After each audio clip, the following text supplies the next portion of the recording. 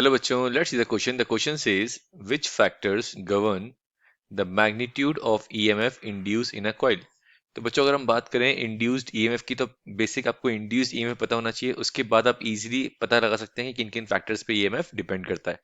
तो यहाँ पे अगर हम बात करें बच्चों इस क्वेश्चन को सॉल्व करने के लिए जो की कंसेप्ट होगा आपका, the key concept is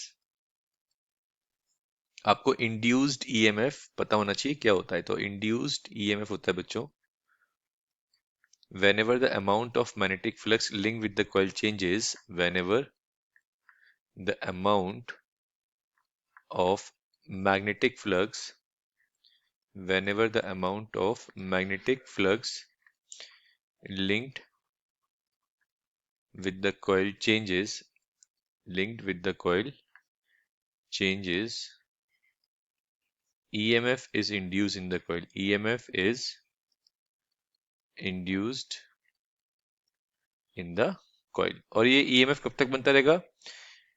Induced EMF lasts so long as the change in magnetic flux continues. Induced EMF lasts so long as change in magnetic flux as change in magnetic flux continues. ठीक है, magnetic flux जब तक change होता रहेगा EMF भी उसके अंदर बनता रहेगा। ठीक है, तो ये बेसिक कंडीशन है। तो अब किन किन फैक्टर्स पर डिपेंड करता है उसको हम डिस्कस कर लेते हैं। तो फर्स्ट बच्चों कॉइल के अंदर जो मैग्नेटिक फ्लक्स जो बेसिक अगर चेंज हो रहा है, ठीक है ये चीज है, लेकिन मैग्नेटिक फ्लक्स कैसे चेंज हो सकता है? मैग्नेट की हेल्प से। अगर स्ट्रेंथ अगर बढ़ाते हैं तो फ्लक्स मैग्नेटिक फील्ड बढ़ेगी, मैग्नेटिक फील्ड बढ़ेगी तो फ्लक्स में भी क्या होगा, चेंज ज्यादा आएगा। तो आप लिख सकते हैं बच्चों first point magnetic strength, magnetic strength of the core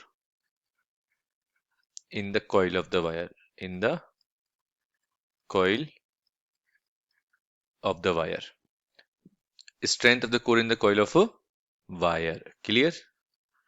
okay, तो स्ट्रोंगर होगा, अगर जितनी स्ट्रोंगर होगी बच्चों मैग्नेटिक स्ट्रेंथ उतना हमारा ईएमएफ ज्यादा होगा, बिगर होगा, या लार्ज बोल सकते हैं आप, लार्ज ईएमएफ।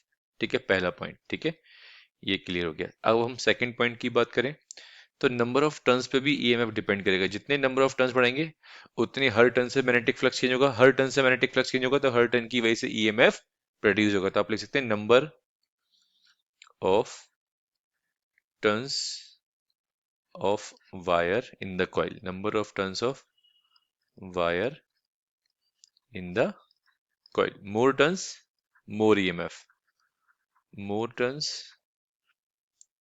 मोर ईएमएफ। ठीक है, less turn less EMF. Clear? Okay, अब थर्ड पॉइंट डिस्कस करते हैं। तो थर्ड पॉइंट हो जाएगा बच्चों अपना the cross sectional area, the cross sectional area, the cross sectional area, ये हमारा थर्ड पॉइंट हो जाएगा। ठीक है, क्रॉस सेक्शनल एरिया पे कैसे डिपेंड करता है? बिगर एरिया, बिगर area bigger EMF.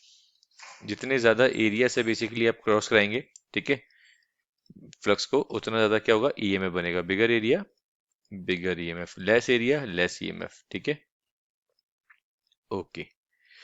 Fourth point की बात करते हैं बच्चों, how fast you move the magnet into और आउट ऑफ द कॉइल। इस पे भी डिपेंड करता है, how fast you move the magnet, you move the magnet into और आउट ऑफ द कॉइल। कितनी तेजी से आप मैग्नेट को कॉइल की तरफ या कॉइल से दूर लेके जा रहे हैं, उस पर भी डिपेंड करता है। क्योंकि इंड्यूस्ड ईएमएफ का फॉर्मूला क्या होता है? Minus D five by D T. जितना ज्यादा हमारा rate of change of flux जितना ज्यादा होगा उतना ईएमएफ बेसिकली हमारा इंड्यूस होगा। ठीक है, तो ये मेन फोर फैक्टर्स होते हैं जिसकी वजह से ईएमएफ डिपेंड करता है बच्चों। ठीक है, I hope you understood well. Best of luck बच्चों।